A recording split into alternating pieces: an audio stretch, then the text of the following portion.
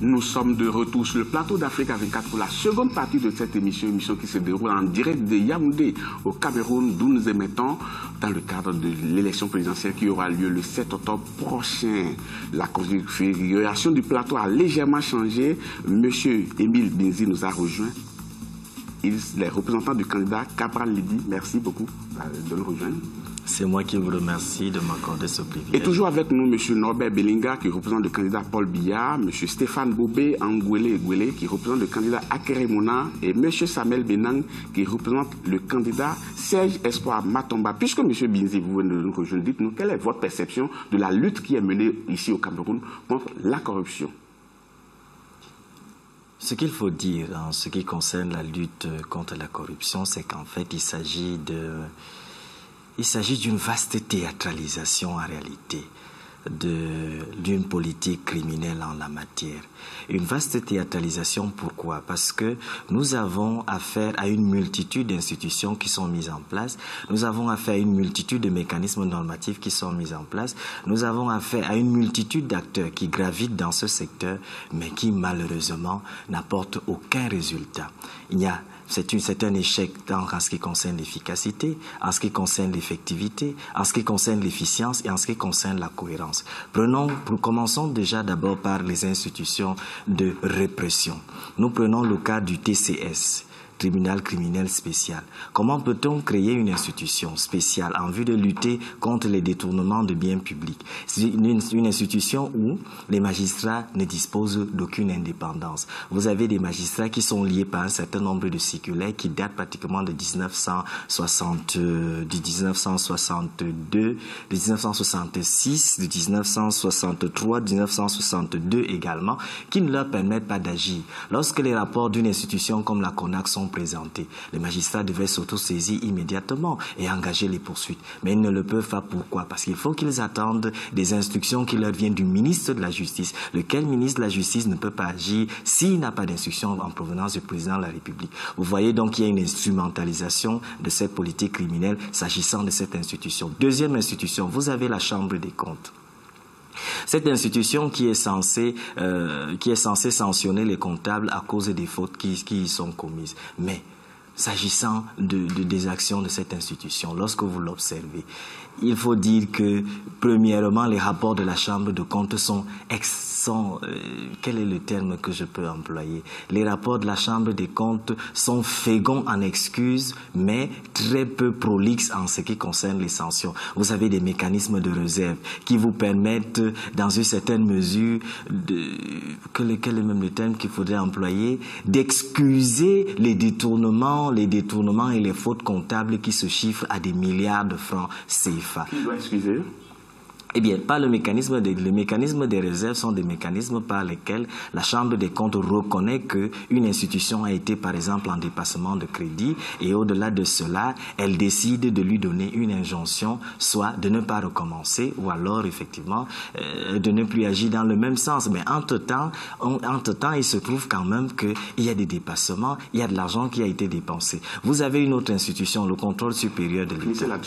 Justement, s'agissant de cette institution, non seulement on ne sait pas comment on recrute au sein de cette institution, et au-delà du recrutement au sein de cette institution, il se pose un problème en ce qui concerne le contenu des décisions de cette institution et en fin de compte, la qualité même des décisions qui y sont rendues et la composition du Conseil des disciplines budgétaires qui est en son sein, qui place pratiquement en tant que juge les ministres qui deviennent à la fois juges et parties dans des affaires où ils sont forcément impliqués. Donc c'est tout cela qui explique les maigres résultats qu'on obtient, vous voulez dire? En réalité, les résultats qu'on obtient, c'est de la poudre aux yeux, puisque au regard de la criminalité active, il faut dire que ce qu'on nous présente ne constitue même pas les 1% de la répression de cette criminalité concernant les problèmes de corruption et de détournement. Alors, il y a un certain nombre de mesures qui ont été prises quand même, notamment de manière très très concrète. Il y a la Commission nationale d'anticorruption qui a opté par exemple à la pose sur le fronton des édifices publics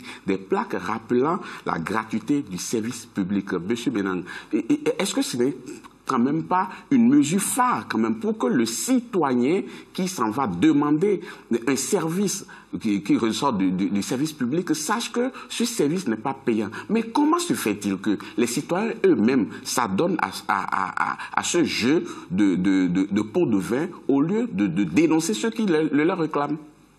Oui, vraiment, vous faites bien de dire que la CONAC aurait ou bien a placé des écriteaux qui précisent que le service public est gratuit. Mais seulement, quand vous dites que c'est les usagers qui entrent dans les services qui initient, je ne suis pas d'accord. Peut-être pas que c'est eux qui initient, oui. Mais s'il y a un délai, par exemple, on dit qu'il faut 72 heures oui. pour obtenir un document. Oui. Et si quelqu'un vient et dit « je le veux aujourd'hui absolument en 24 heures », et par conséquent, il se sent dans l'obligation de glisser quelque chose à l'agent qui doit le délivrer. Je suis d'accord avec ce que vous dites et je voudrais dire cet exemple existe effectivement où c'est l'usager qui voudrait avoir un document, un service hors délai. Mais la réalité est tout autre. Si l'administration en question respectait son timing, respectait un canevas avec de délivrance de services et que cela était su, vraiment, il faudrait voir que cet usager ne serait pas en train de forcer la main. Il force la main parce que rien n'est clair, tout est opaque. Moi, je voudrais dire, pour que nous restions dans cette logique qui consiste à voir si on a fait des avancées ou on n'en a pas fait. Je voudrais dire, dans notre République, au Cameroun aujourd'hui, il est loisible de voir des gens promus à des postes un peu plus grands, alors que des années avant, ils ont commis des forfaits ou bien une main basse sur la fortune publique. Mais quelque temps après, ils sont promus. Je vous ai dit ici en début d'émission, nous avons comme impression, nous dans notre bord politique au PURS, que le régime actuel ne saurait se départir de la corruption. C'est substantiel ou bien consubstantiel à ce régime. En début, quand la corruption entrait dans notre République, il y avait des gens, je voudrais le citer, le président de la République, qui avaient demandé où sont les preuves. Je voudrais dire que cette phrase a encore tout son poids dans le Cameroun actuel. On demande toujours où sont les preuves. Parce que bien qu'il y ait des dénonciations, tout à l'heure, vous étiez en train de demander à la dame de la société civile, Madame Douala, qu'est-ce que la société civile fait? La société civile passe des jours, des nuits à dénoncer. Des dénonciations sont faites. Mais comme M. Binge le disait, même le procureur de la République n'a pas qualité de s'approprier d'un tel dossier parce qu'il faut attendre une instruction qui vient de très loin. C'est pour ça que nous profitons pour dire que, au vu de tout cela, c'est de la poudre aux yeux. Il n'y a pas une réelle volonté de combattre cette corruption. Dans quelques instants, on va donner la parole à l'homme de la rue qui va donner son avis sur ce phénomène. Mais M. Menenga, dites-moi, je prends deux aspects seulement de l'intervention de M. Menenga tout à l'heure. Quand il parle de promotion d'agents véreux et de l'opacité qui caractérise les normes qui doivent régner dans le service public, est-ce que ce n'est pas des signes qui favorisent ce que nous appelons les tours de passe-passe, les pots de vin qu'on verse? Est-ce que le pouvoir ne gagnerait pas davantage à rendre tout cela clair pour une certaine efficacité? Disons que ce qu'il faut regretter dans son propos, c'est qu'il n'y a pas d'illustration, parce qu'on est plus dans des déclarations qui relèvent davantage de la posture que de la substance. Parce que il dit il y a opacité. De quelle opacité? De quelle institution? Est-ce que l'agent, est-ce que le citoyen qui arrive dans le service public sait, par exemple, quand il a besoin d'un acte de naissance, voilà ce que ça coûte et voilà le délai d'établissement de cet acte-là? Bien sûr. Les administrations font beaucoup d'efforts pour donner des informations au public sur les procédures qui sont rendues, sur les délais, sur les personnes qui doivent être contactées en cas de problème, sur les recours. Il y a un énorme effort qui est fait par les dans le cadre formel. Oui, mais bien sûr. Mais dans la pratique. Mais dans la pratique voudrait donc que les usagers se saisissent de ces outils de transparence qui sont mis à leur disposition. J'évoquais l'activité des centres d'appel tout à l'heure, qui est une activité carrément famélique, parce que les usagers, la société civile, ne font pas recours à ces centres d'appel. Tous les chefs d'administration qui sont saisis de cas de corruption, de cas de tracasserie, agissent pour les corriger.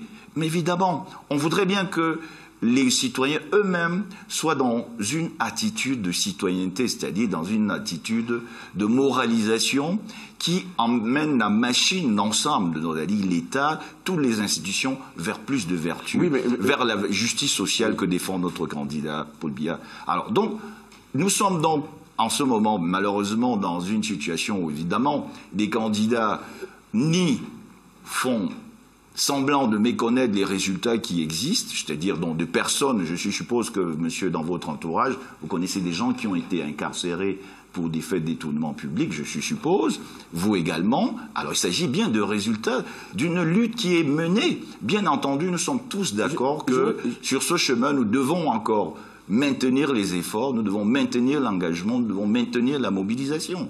Oui, mais M. Bobé, en temps normal, étant donné qu'on a réprimé certains actes, et aujourd'hui on voit certains qui sont en prison pour ces cas de détournement, ça devait quand même donner un signal. Non.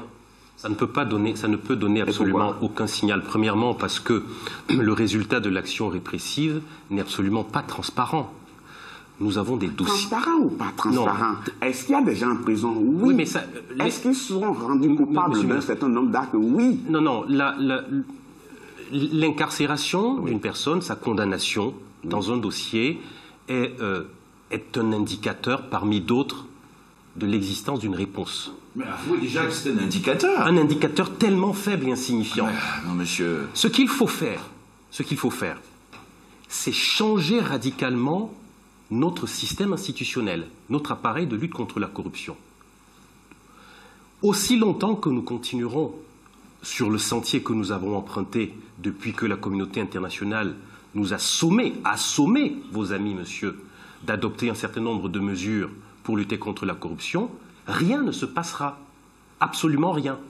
C'est la conception... Il s'agit d'une politique endogène, non? Absolument pas. Absolument pas. C'est la conception même de notre État. Un État tellement faible, un État tellement sous-développé, un État tellement désinstitutionnalisé, un État où il y a une confusion. Il faut savoir, vous dites qu'il y a des institutions qui ne fonctionnent pas, vous dites que c'est un État désinstitutionnalisé. Il faut savoir où est la vérité. Un État tellement faible. C'est vous qui avez évoqué l'empilement institutionnel. Un État tellement faible où vos amis confondent le crédit public, les fonds publics, les deniers publics qui leur sont confiés avec leur caisse personnelle. Voilà l'État. Voilà les institutions dans lesquelles on fonctionne.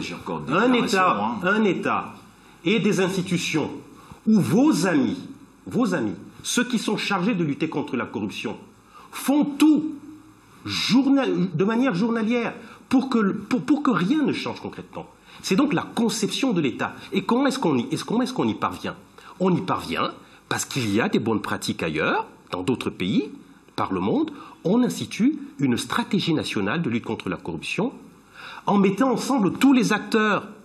Madame Douala parlait tout à l'heure, et monsieur lui répondait à juste titre d'ailleurs, sur cette question des centres d'appel. On voit bien qu'il se passe quelque chose, parce que bon gré, mal gré, vos amis, monsieur, essayent de faire quelque chose tout de même, même si c'est avec une volonté qui est très très mauvaise quand même. Il n'y a pas d'intention de lutter contre la corruption. Monsieur Bobé, je vais donner lecture d'une réaction d'un téléspectateur qui nous écrit depuis le Bénin. Il s'appelle Tovi Sodé. Il dit: la lutte contre la corruption est une machine que le pouvoir en place utilise pour avoir la main mise sur les opposants du régime. Mais avant de vous laisser réagir par rapport à cela, nous allons quand même écouter l'homme de la rue. Qu'est-ce qu'il dit? C'est un micro-trottoir réalisé par Chérif Bardunka. C'est quelque chose qui gâte le pays, ce n'est pas une bonne chose. Pour lutter contre la corruption, qu'est-ce qu'il faut faire? Moi, je vais te dire comment faire comment. Il faut tuer un peu monnaie pour qu'on te signe peut-être un dossier. En cas de corruption, je ne peux pas expliquer puisque c'est indéfini.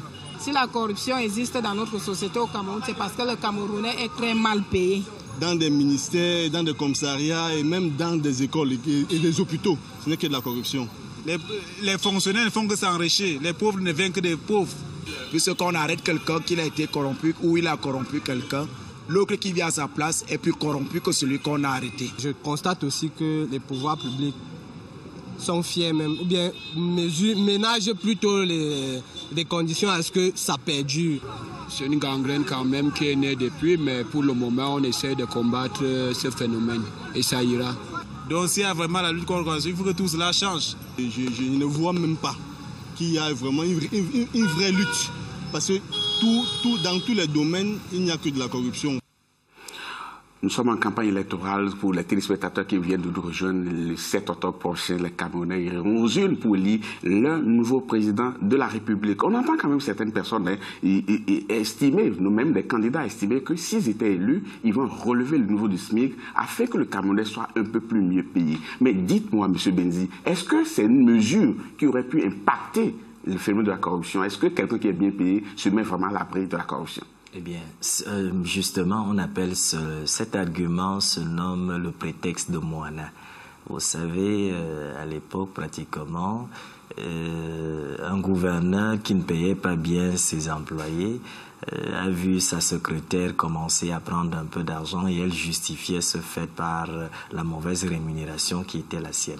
Sauf que lorsqu'on évoque un argument comme celui-là, il n'est pas pertinent, tout simplement pourquoi? Parce que ce n'est pas parce qu'on est mal payé que forcément on est corrompu et ce n'est pas parce qu'on est bien payé que forcément on résiste à la corruption. Et pour preuve, tous ceux qui occupent des fonctions ministérielles et qui se retrouvent aujourd'hui derrière les barreaux sont des gens qui sont bien payés et qui forcément ne se retrouvent pas. Est-ce que c'est un problème d'éducation selon vous? En réalité, il faut dire que la corruption naît dans les mœurs, enfin naît dans la conscience. Et c'est dans la conscience qu'il faut traiter la corruption. C'est pourquoi le candidat Cabral Libi et le parti Univers estiment que les deux leviers doivent être mis ensemble. D'un côté, les leviers de la prévention, de l'autre côté, les leviers de la répression. S'agissant des leviers de la prévention, il s'agit d'une prévention à 3 paliers. Premièrement, une prévention primaire. La prévention primaire passe par l'éducation.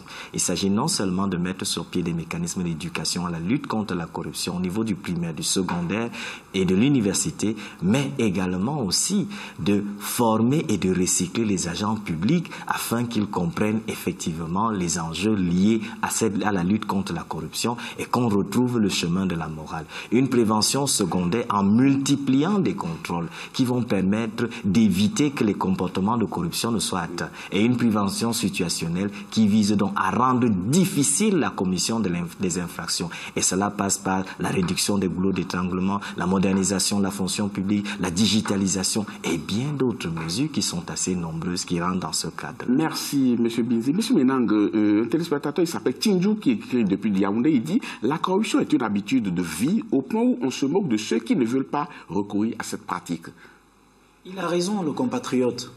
C'est-à-dire que le compatriote en question, c'est quelqu'un qui connaît bien son pays. En fait, c'est cela.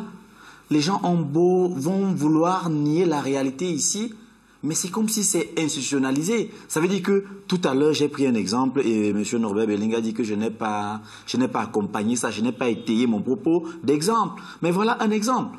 Je voudrais dire ceci, dans une administration, quand bien même un usager viendrait à moi, et que je serais en train de vouloir traîner pour ne pas servir, et que cet usager irait plutôt rencontrer mon collègue qui est peut-être M. Norbert Bellinga, ça peut même être mon supérieur hiérarchique. Ce n'est pas tous les supérieurs hiérarchiques qui défendraient l'intérêt de l'usager dans nos administrations. Voyez bien, voilà la triste réalité. Ce qui fait donc que être dans une administration au Cameroun aujourd'hui et refuser le pot de vin, vraiment vous vous exposez même déjà au devant, vous vous exposez par rapport à tous vos collègues. Je vous l'ai dit ici. Donc certains acceptent par peur des représailles, c'est ce que vous dites? Ça peut arriver. Ça peut arriver. Mais les représailles viendraient de qui concrètement? Les représailles, que je dise que je ne veux pas être corrompu, ça m'étonnerait que je subisse des représailles par rapport à cela. Oui. Vous faites bien, mais je dis ceci. Je vais vous donner l'exemple avec notre panel. Oui. Nous sommes dans un service, vous avez refusé. Vous avez refusé, vous empêchez peut-être aux 4 autres que ce service soit payant pour lui. Parce que à vous seul, voulant institutionnaliser, voulant imposer une mentalité d'anticorruption dans ce service, ferait que les 4 autres puissent vous mettre à la marge. Vous comprenez un peu cela?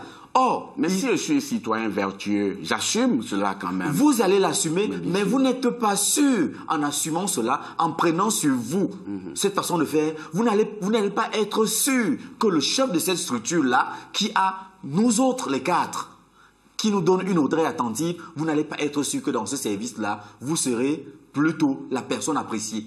Vous pouvez risquer de vous retrouver plutôt comme la personne qui cause le problème dans ce service. Voilà la réalité de l'administration camerounaise. Il y a quand même un mot qui n'est pas encore sorti dans ce débat, le nom d'un oiseau, épervier, qui veut dire beaucoup de choses pour les Camerounais, depuis que le chef de l'État a lancé quand même une opération qu'on appelle épervier, qui est de nature à épingler ceux qui se seraient rendus coupables d'actes délictueux de détournement de deniers publics. Monsieur Belinga, est-ce que vous avez eu le temps d'analyser ou bien de faire le bilan de cette opération? Quel bilan à l'actif de l'opération épervier aujourd'hui? D'abord, il faut préciser que le mot épervier ne figure dans aucun document officiel. Hein, donc, de toute façon, ça sonne très fort quand même dans les oreilles des Camerounais. Il s'agit d'une expression populaire, hein, donc voilà, qui est utilisée dans le cas et qui démontre donc, à contrario, que l'opinion publique a la conscience que le gouvernement combat la corruption à travers cette opération qu'elle a elle-même baptisée. Vous avez suivi le micro-trottoir tout à l'heure. Bien sûr, mais ce micro-trottoir n'était pas équilibré. Oui, on l'a quand même suivi. Mais on a cherché longtemps. Bah oui, voilà, il n'était pas équilibré. Et bien, il ne s'agit pas de nier, personne ne l'a jamais dit ici. Donc, cette évocation déjà du terme épervier montre bien, à contrario de Mépane, que l'opinion a conscience. Il a la perception que le gouvernement s'est engagé. Maintenant, quels sont les résultats? Les résultats sont quand même qu'on a beaucoup de personnes, et parmi lesquelles de hauts fonctionnaires, qui sont incarcérés. Et je voudrais vous dire que l'activité des tribunaux de grande instance concourt avec celle du tribunal criminel spécial, et qu'en plus de près de 200 affaires ont été enrôlées déjà, qui concernent plusieurs centaines de personnes. Et je voudrais vous dire que près de 200 milliards de dommages et intérêts ont déjà été prononcés en faveur de l'État du Cameroun dans ces affaires. Maintenant, il y a donc cette dimension répressive. Évoquons l'activité du Parlement. Un des axes de la lutte contre la corruption a été la réforme du régime financier de l'État à travers une nouvelle loi qui donne plus de prérogatives au Parlement de la République pour contrôler l'exécution des finances publiques. Oui, c'est-à-dire qu'il y a une organisation à 3 niveaux, un niveau administratif, un niveau parlementaire par des commissions et un niveau juridictionnel par la Cour des comptes. Donc il y a des instruments qui existent et ce que nous devons, ce que dit notre candidat, c'est de poursuivre sans baisser d'intensité cette lutte, de réformer ce qui a moins marché, d'apporter des mesures correctives. Et il y a un point aussi qui est extrêmement important, c'est celui de la réforme de nos administrations. Plusieurs de nos administrations se sont déjà engagées sur ce train, notamment à travers des processus de dématérialisation.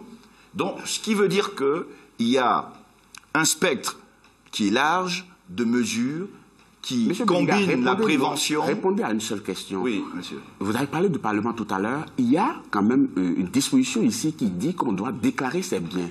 Ça n'a pas été fait jusqu'à aujourd'hui. Mais pourquoi ça n'a pas été fait? Si ça avait été fait, ça aurait été un très bon signal, non? On a encore du temps, on a un septennat, on a des éléments pour pouvoir... écoutez, vous savez très bien que je suis pas... L'autre candidat, il a un programme, et c'est lui qui a initié cette mesure. Vous voulez dire que c'est dans le prochain septennat qui va mettre en œuvre... C'est lui qui a mis en œuvre, évidemment, cette mesure qui est clamée par l'ensemble de nos contradicteurs, oubliant qu'il s'agit évidemment, c'est notre candidat qui a introduit cette disposition dans la Constitution. Maintenant, il s'agit d'aller plus loin, en avant, en levant peut-être les dispositifs techniques ou les mesures techniques qu'il faudrait mettre en œuvre pour aller plus en avant. Mais bien entendu, n'oublions pas que la paternité de cette mesure appartient à notre candidat. Oui, mais absolument. Oui, mais bon, puisque là, évidemment, bien entendu. Mais dites-moi si ce n'est pas la vérité. Oui, mais si cela avait produit des effets, personne ne... Bien sûr, bien entendu. Il suffit pas de prendre les mesures de ne pas pouvoir les appliquer. Bien entendu. Et les engagements du président de la République en faveur de la justice sociale, en faveur d'un État juste qui soit plus fort, d'un État plus dynamique, comporte un certain nombre de réformes, et au rang desquelles on pourrait supposer celle-là.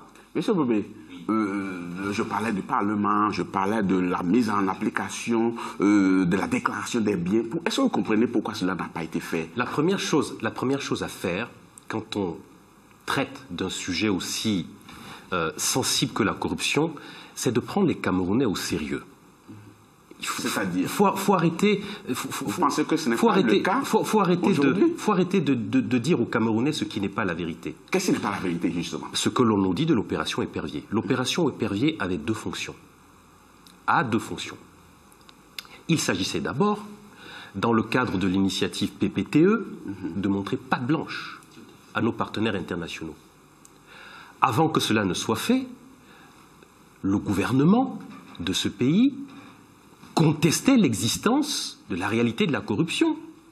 Une minute, très rapidement. Il fallait ensuite, c'est la deuxième une fois que cela a été fait, et c'est la deuxième fonction, procéder à un contrôle politique de l'élite politico-administrative. C'est à cela que sert l'opération Épervier. Monsieur Bellinga peut-il nous dire ici, ce soir, combien de rapports sortis du contrôle supérieur de l'État arrivent automatiquement, sans aucun filtre, devant le tribunal criminel spécial? Non. C'est un instrument à tête chercheuse. Or, pour lutter contre la corruption, je le redis, et lutter de manière efficace contre la corruption, on a besoin d'institutions indépendantes. C'est la raison pour laquelle le candidat à Keremouna propose l'institution d'une commission nationale indépendante de lutte contre la corruption, qui aura la maîtrise de ses moyens et qui pourra, d'initiative, déclencher des poursuites contre des auteurs indexés de faits de corruption. Mais il faut également que l'institution judiciaire soit indépendante, que le juge ne soit pas dans l'obligation d'attendre les instructions du garde des Sceaux, ministre de la Justice, pour décider de déclencher des poursuites devant le tribunal criminel spécial, qui est une juridiction d'exception. Oui, on va revenir tout à l'heure encore sur l'opération Épervier, ce qui a été fait, quel regard porté sur cela. Assainissement des finances publiques et lutte contre la corruption, c'est le thème de notre débat d'aujourd'hui, chers téléspectateurs. Vous qui venez de nous rejoindre, sachez que nous sommes en direct de Yaoundé au Cameroun, dans le cadre de l'élection présidentielle qui aura lieu le 7 octobre prochain, chers téléspectateurs. Continuez par nous envoyer des réactions, cela nous permet de faire réagir en même temps nos invités sur ce plateau. On marque une pause, on vous retrouve dans quelques instants.